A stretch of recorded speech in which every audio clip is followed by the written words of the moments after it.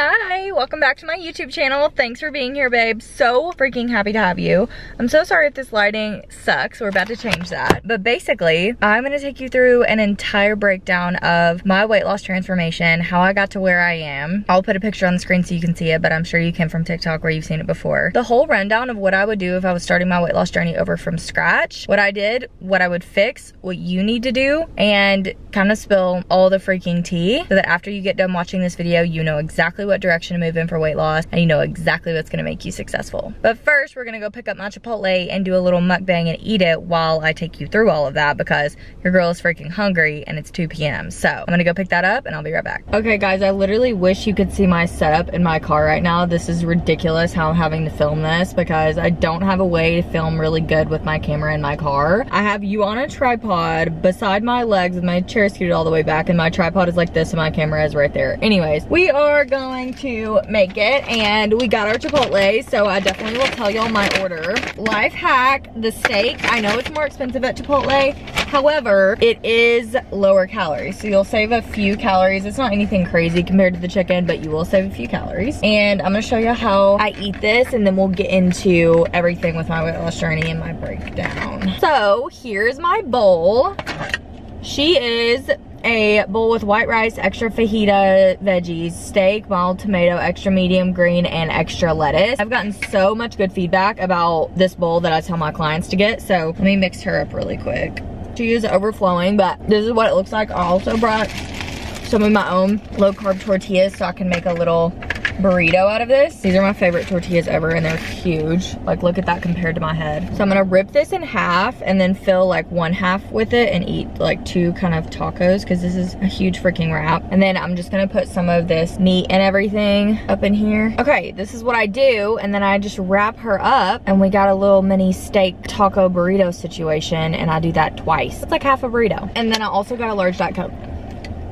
So let's freaking get into the journey here. The very first equation for the formula of how I lost 30 pounds, how I got lean, how I maintained my muscle mass, and did it in a way where I'm in a thin body, literally get to eat, and am happy with my life and can do it sustainably. The first step in the equation is I finally cured my binge eating and healed my relationship with food and alcohol. And this was huge for me because I was a binge eater, y'all.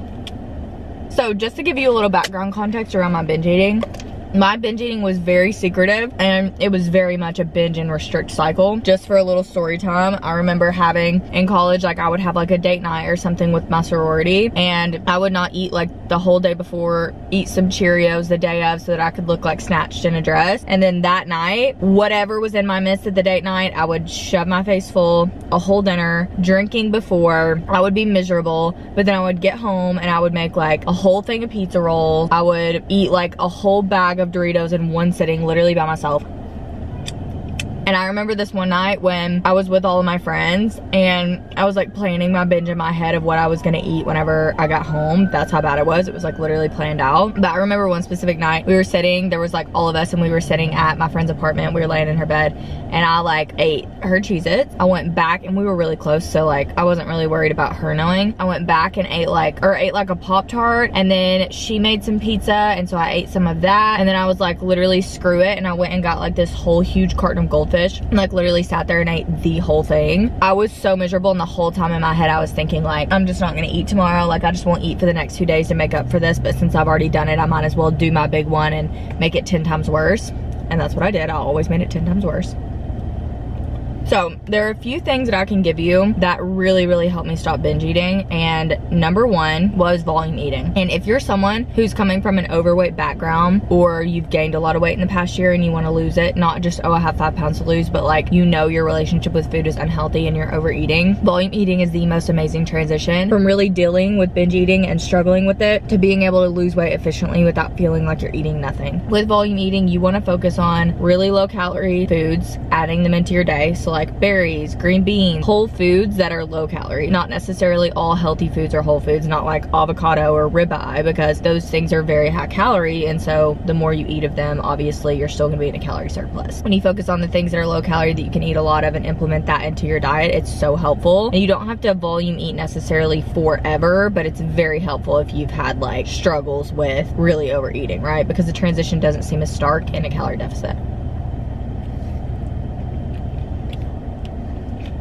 So along with that, along with volume eating, one thing that I had to do was remove my binge triggers from out of my life. Cheez-Its were a huge one for me. Pizza rolls were a huge one for me. I honestly couldn't tell you the last time I had either one of those foods. And it's not because I don't think that I could have them now in a healthy way. I absolutely could, because my relationship with food is so healthy now. But I don't ever want them. And honestly, it ruined my perspective of them. But the first step for me was not making those things available to me anymore.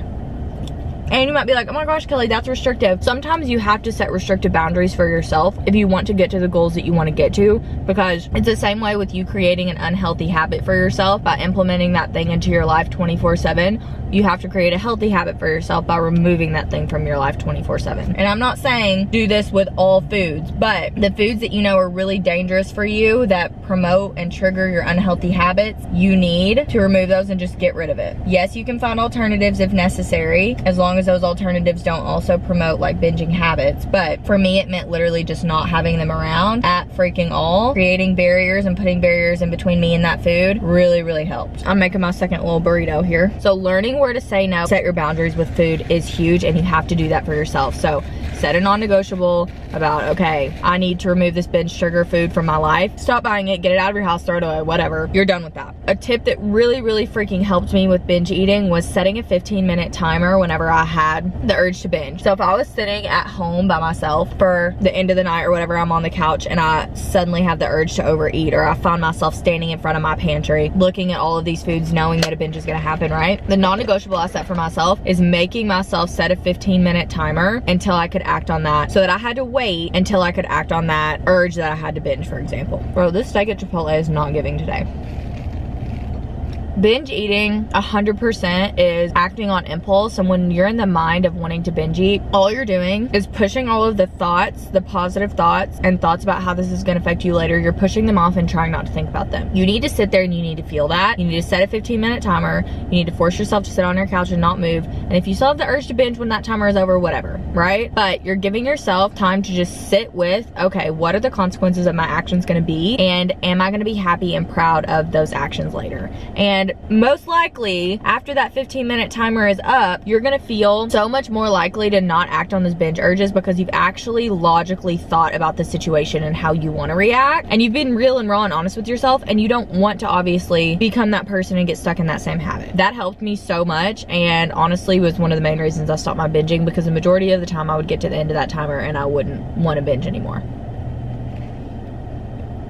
And I wasn't only a binge eater, but low-key, I was probably considered a binge drinker. And I know a lot of people are in college and it's really normalized in college, but I was drinking like Thursday, Friday, Saturday, sometimes more than that. And not every time was I drinking and getting super blackout or anything like that, but I literally would drink like minimum 3 drinks. Most of the time it was like drinking to have fun, obviously, and so that meant more and more alcohol.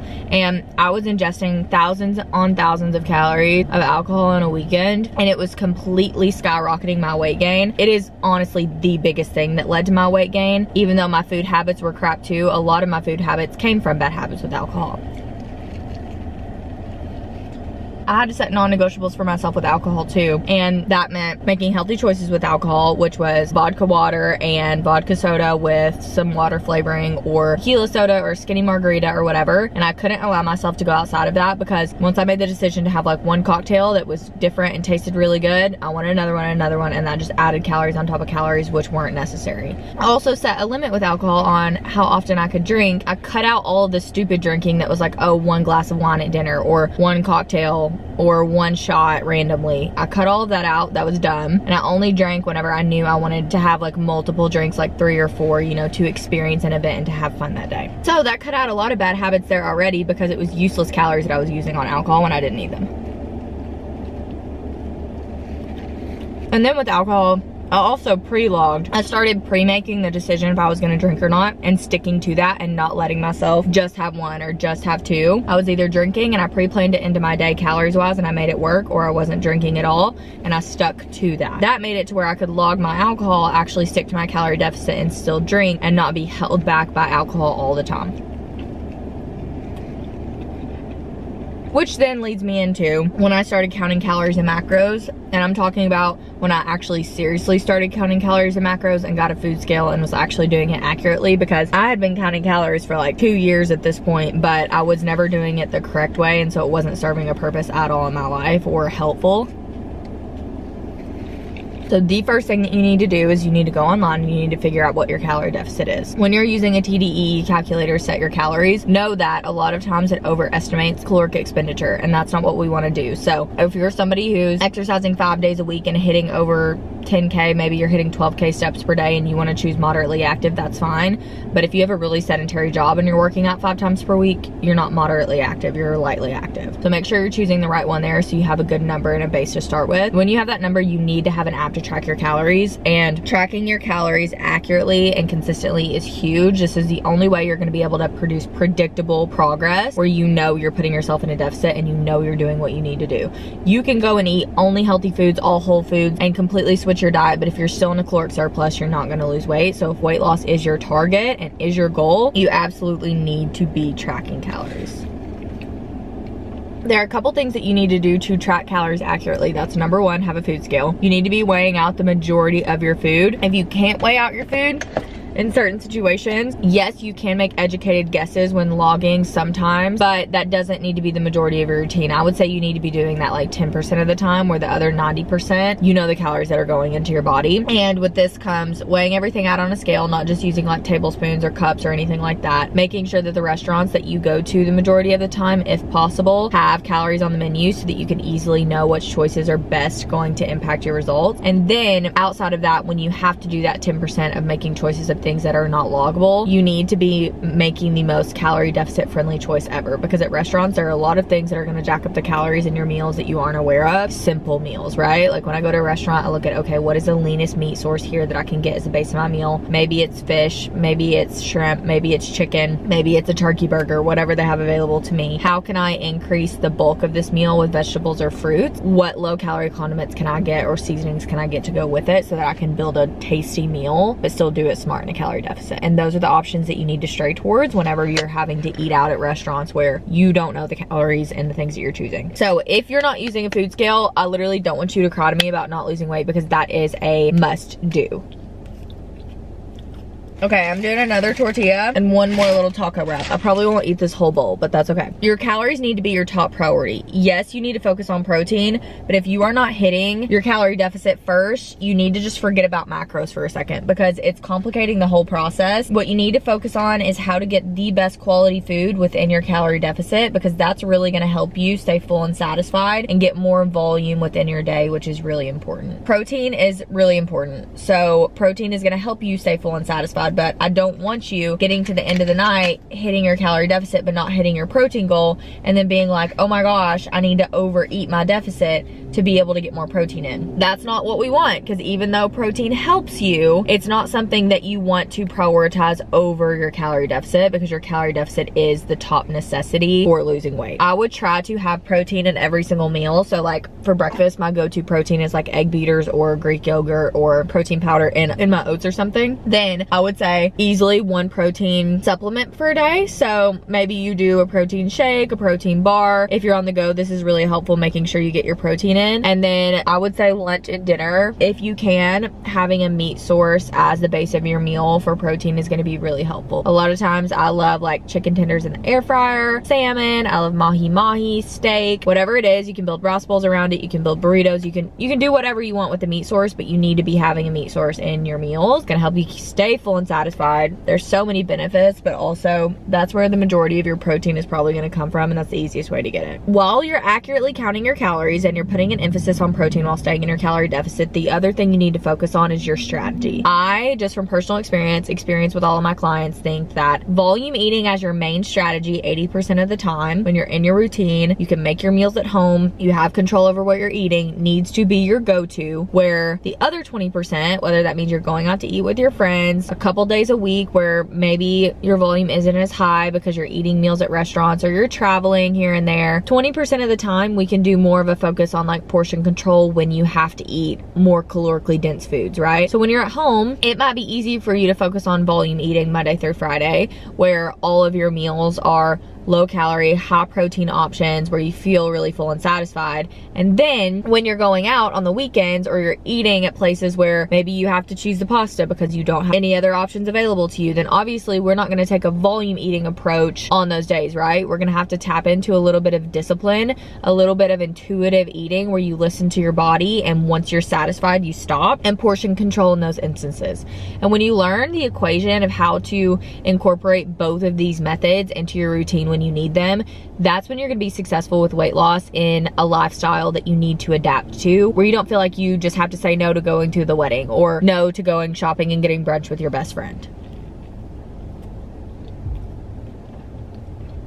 There are way too many people on the internet that argue way too hard in favor of one side or the other with volume eating versus portion control. And it's just not necessary because you have to learn how to do both. For example, all this week I've been volume eating. I have been eating really high protein, low calorie meals so that I can eat like 4 or 5 meals a day while I work from home, right? Last weekend, we were traveling. We were going to see my parents for Thanksgiving. We went to a pasta restaurant. We also went to the movies, and we also cooked dinner at home all in one day. If I were to volume eat in those scenarios and eat as much as I wanted or as much as, you know, it took to get me as full as satisfied as I normally am at home when I'm volume eating, I would have way overeaten my calories. So in that instance, I had to adapt my approach to, okay, I'm gonna portion control in these instances because I know I don't have the calorie room for it. So am I gonna try to eat high volume when I can? Maybe at my breakfast if I have control over that, yes. Am I gonna portion control this pasta and this popcorn and this dinner at night and be okay with eating less than I normally do and maybe feeling a little bit hungry and tapping into that discipline in order to lose weight? Yes. In not every instance are you gonna be able to have perfect control over every single meal. And you also have to remember, when you're portion controlling, if you're feeling a little bit hungry during a weight loss journey, that's okay. You don't have to feel that all the time. And I would argue that you shouldn't use portion control all the time when you can fit more volume into your day, because that's going to keep you more consistent.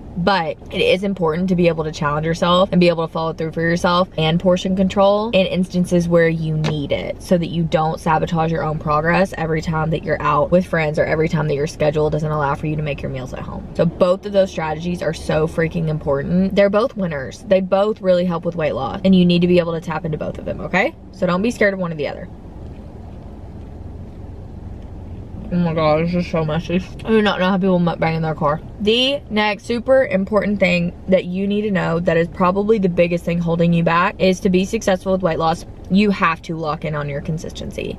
And this is a huge reason why, obviously, people or women who want to lose weight get personal trainers or they join a weight loss program like mine, because they know everything else. Maybe they know how to eat high protein. They know how to eat in a calorie deficit. They know how to accurately track their calories. They don't struggle with binge eating. Maybe they have everything else locked in and they just can't seem to find that consistency or willpower to keep pushing when things get a little bit hard and they get a little bit tired of it or unmotivated. That can really be the biggest ruiner of your own progress. And sometimes if you know yourself and you know that you're somebody like that who needs a commitment and needs to force yourself to stay consistent in order to reach your goals, I would argue that you would extremely benefit from a coaching program. So if that's you and that's ringing a bell and you have tried to lock in your consistency a million times and have failed to do so, bite the bullet. Get a coach, join a weight loss program. I'm linking the application to mom below. I would love to have you apply. I'll reach out if you do, and we can talk about how to get started and how things work. Consistency is a non-negotiable. You are not going to be able to see progress if you are not consistent on your goals the majority of the time. And that means eating in a calorie deficit. That means getting your workouts done. That means getting your steps done. And that means accurately tracking your calories and staying calorie conscious. To lock in your consistency, there's a few tips that really helped me finally be able to stay consistent for myself after so many trial and errors of not being able to follow through or giving up on my goals. Number one is setting non-negotiables. And I kind of touched on this a little bit while ago with like the binge eating and the alcohol. But when it comes to non-negotiables, sometimes you need strict boundaries for yourself, because if you're somebody who keeps giving yourself leeway and you keep building on that leeway, like, oh, it's okay, I'm only gonna get 9,000 steps today. Oh, it's okay, it's only 50 calories over my deficit. That turns into 50 calories over your deficit every single day, hitting 8,000 steps every single day instead of 10, which then turns into 100 calories over your deficit, which then turns into not hitting your step count at all. And they snowball on top of each other to put you to a point where you're not even executing on the plan that you had in the first place. First, you need to come up with what your non-negotiables are. And this is something else that I do for my clients, but if you're doing this on your own, think about the things that are really holding you back. That's alcohol. Maybe you don't drink for 3 months. And no, this doesn't always have to be the most sustainable thing, because once you break a negative habit, you can slowly start working those things back in. So maybe you finally get over the binge drinking, you don't drink for 3 months, and then you start slowly working back in, like, okay, I'm gonna have 2 drinks on 2 Saturdays out of the month and work that into my deficit, right? You'll start being able to pick back up on those habits in a healthy, sustainable way instead of having a really negative relationship with them. Just like I could go eat a bag of Cheez-Its in my calorie deficit and it not trigger a binge now because I cut it out in the past. So think about what's holding you back. Maybe it's you can never seem to get yourself to the gym after work because you're so exhausted, tired, so you make a non-negotiable that you're going to get to the gym in the morning without snoozing your alarm 4 times a week or 3 times a week or whatever it takes for you. Identify what is holding you back and what always gets in your way and find a way around that. That is what your non-negotiable should be. For me, the biggest non-negotiable I had to set for myself was to be completely honest with myself going to sleep knowing that I tracked every single thing that went into my mouth. Because what I would do is take a little extra bite of my boyfriend's candy, not track it, which then led to, oh, it was just a little bite, like, I know I'm still in my deficit, so I can have a little extra serving of this chips and salsa and only track it as 10 chips when it was 15, which added on, which eventually had me consuming 400, 500 more calories than I expected or than I had in an app, because I was lying to myself and I wanted to feel good about going to bed in my deficit when I wasn't hitting my deficit. And that held me back forever. Why I was lying to myself? No idea. It was stupid, and thank God I broke out of that cycle. My non-negotiable was I am not eating anything without tracking it, and if I cannot track it, if it's a bite of a brownie from a local bakery that I can't track, I'm not having it. And then whenever I cut that bad habit out and did that consistently, and that was the non-negotiable that I actually executed on for months, then I didn't have the habit of doing it over and over and over again. So maybe one week I did have like half a brownie and I like estimated it a little bit and didn't know how much it was, but it's not going to impact me when it's not something that's a habit that's building on top and on top and on top of each other to take me out of my calorie deficit. Whenever it was one time, it was fine, but whenever it was a perpetual cycle, that's when it was negative. And so you have to set the non-negotiables to break out of that perpetual cycle. With non-negotiables, the thing that people mess up the most is allowing non-negotiables to lock them into a 0 or 100 mindset. The one reason that I was so successful with my weight loss was because I set non-negotiables for myself where the majority of the time I was following through with them, yes. If I messed up, it was not, oh, screw it, I was supposed to do this for 90 days and now I had 1 day off. Even though I've done it for 30 already, the 31 I messed up, so I might as well just say screw the habit. Screw the non-negotiable. I'm not gonna do it tomorrow. When you get into that mindset of letting one action make the decision for another action following it, that is when you are so bad stuck in the 0 to 100 mindset that you're sabotaging your own progress. Now think about if on that 31 day that you failed on your non-negotiable and you didn't follow through for yourself or you messed up, think about if the rest of the 90 days you didn't let that affect that action, and say you get all the way to 70. On 71, you fail, you mess up, but you don't let that impact the next actions. You go all the way to day 90. That's 2 mess ups within 90 days. Whereas if you would have stopped at 31, you would be missing 60 plus days of consistency that you had under your belt because you didn't let that one action on day 31 affect the rest of your journey. That is what you have to do. That's the mindset you have to be in. If you have a pastry and you make the wrong decision at breakfast, that doesn't have to turn into, oh, screw it, I was out with my girls, I already made a bad decision at breakfast, this day's a wash, I already ate a crumble cookie this morning, I might as well go and get the 4 triple dipper chicken strips that are 1,000,000 calories from Chili's and eat those for lunch when I could have a really good calorie friendly option there and could still probably maintain my deficit even with the pastry. But because I had the pastry, I'm gonna have a bad lunch, I'm gonna have a bad dinner, I'm gonna have 4 cocktails, I'm gonna say screw the day, I'm gonna start over tomorrow, and then I'm gonna wake up tomorrow and feel like crap, and then my girls are gonna be like, oh, let's get hangover food, and then Monday comes around and I'm gonna feel so guilty because Thursday, Friday, Saturday, Sunday I screwed myself over, ruined all my progress, and now I have to start over again. And it's the worst feeling to have to start over again every single week. You have to break out of that. The 0 to 100 is pretty much the mindset that ruins all of my clients' progress before they come to me. When it comes to non-negotiables, there's a few things that really freaking helped me make sure that I actually had a good grasp on how consistent I was being so I couldn't lie to myself. So one of these things that completely changed the game for me is keeping a notes tab of all of the habits that you want to follow through for yourself on, and including all the non-negotiables on those habits. I would get a notes app, I would make a tab, and I would write out like 90 days, right? Maybe 100, maybe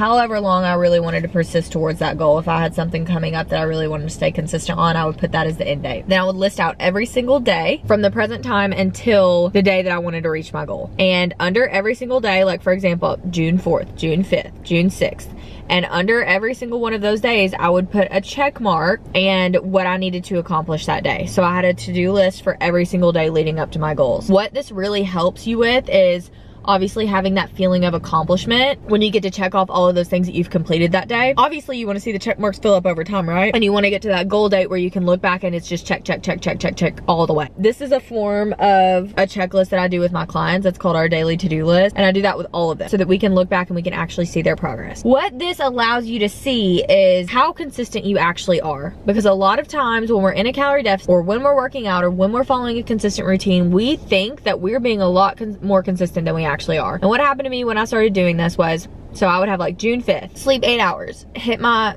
cardio session or whatever workout I had that day, be under 1,500 calories, eat this much protein. So say those were my 4 things that I had to do that day. And I would have each to-do list under every single day until the end of my goal day or 90 days or whatever. What that allowed me to do is I would get a week in, I would be able to look back and I would be able to actually see how consistent I was being because I would see how many blank check marks there were open in correlation to the check mark. And a lot of times when I felt like I was checking off everything, I wasn't. And I would look back and I would be like, dang, I really only checked off half the boxes across the last 10 days that I told myself I was gonna check off. And then in that moment, I would realize, wow, I'm the one holding me back because I tell myself I have this plan, I don't execute on it the majority of the time, and then I expect results when I'm not doing the things that need to be done to get me the result. It just helps you be really honest with yourself, and it helps you get out of the victim mindset and the victim mentality so that you can actually get out of your own way and start doing the things you need to do, and you have the data in front of you to let you know if you're messing up or not. And having that honesty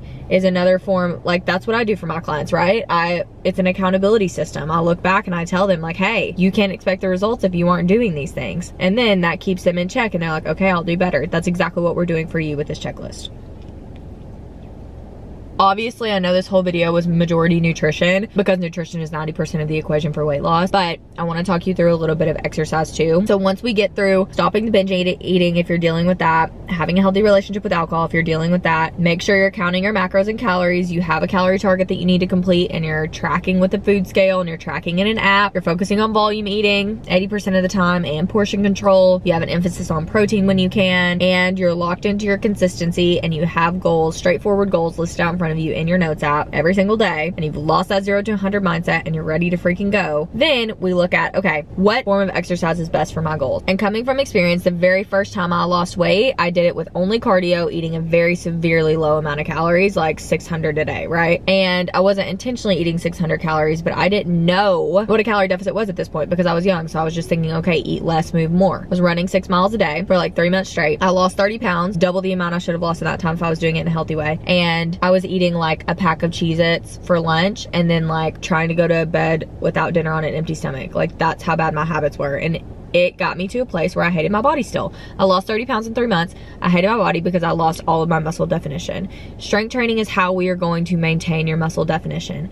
No, you don't have to want to build a lot of muscle. You don't have to want to keep seeing more muscles in your arms or get big and bulky. You don't have to want those things, but strength training, as long as you're in a calorie deficit, is not going to produce that result.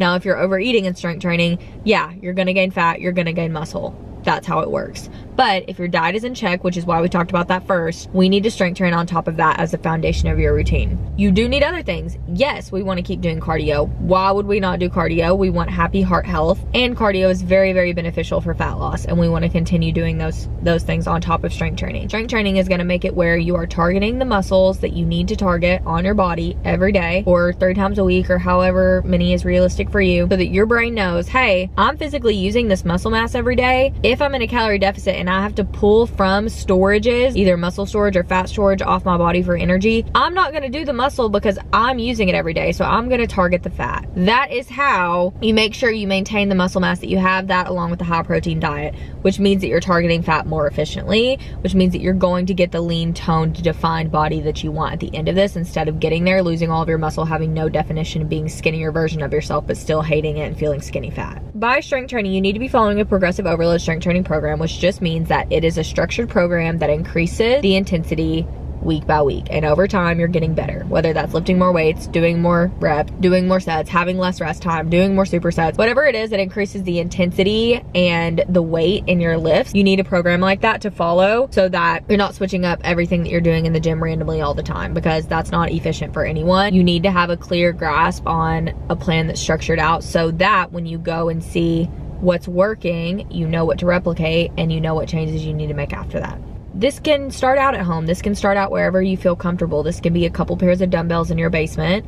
This can be your work gym that has a few machines and some free weights. This can be a Planet Fitness. This can be a commercial gym. This can be a bodybuilder gym. Wherever you feel comfortable, that's where you need to start. You need to be lifting. I would say if you can, shoot for at least 3 times a week. That's going to be very, very beneficial for making sure you actually get the physical results that you want after weight loss, instead of feeling like how I felt whenever I was skinny fat and had no muscle definition and still felt flabby and had to go and rebuild a bunch of muscle just to lose the fat again, which literally extended my journey and made it take so much longer for me because I didn't prioritize protein or strength training in the beginning. And that's the last thing that you want. Don't be scared of getting bulky. You're not going to get bulky unless you're eating a crap ton of food way over your calories. So as long as your deficit is locked in, you're prioritizing protein, and your diet is covered, strength training is going to produce the result that you want. And just push yourself every day from there. Push yourself to adhere to your plan, push yourself to do better, push yourself to increase your weights, be more consistent, increase the time that you're on the stair stepper. Any progress metric that you can look at and be like, okay, I'm gonna get better at this today. That is how this journey becomes one that keeps fueling you and keeps you motivated so that you can reach that end goal. Here's how much burrito I have left. I'm gonna eat the rest of this. This is how much bowl I have left. I'm gonna save this for dinner. But really, I just want you to know you're so freaking capable. I thought a full breakdown of like my weight loss tips and exactly what I would do if I was you needing to lose weight, where I would go, and that's the things that I would start from scratch on. I really hope this helped, but just know that if you're in the place like I talked about earlier where you know you need accountability and you know you need someone to help walk you through this and give you clear guidance that is made for your body, made for your goals, and that's customized to the things that you want to see come out of your weight loss journey, absolutely please apply for my permanent weight loss coaching program. I have so many success stories. I've worked with hundreds of women. I want you to be able to experience that, because feeling confident in your results, following through for yourself, being proud of the person that you've become is the most amazing reward in life, and everyone deserves to feel that. Go apply down below if you need help. I'm also linking my TikTok, my Instagram below. You can go follow those if you need more info. I post like endless recipes, endless things about my workouts, etc., all online. So go follow those if you want more inspo. Other than that, thank you for watching this video. I've had the most amazing time eating some freaking good Chipotle and talking you through my life and my spiel. If you have any questions, please drop them below. I would love to answer them for you, and I hope you have the best week. Love you.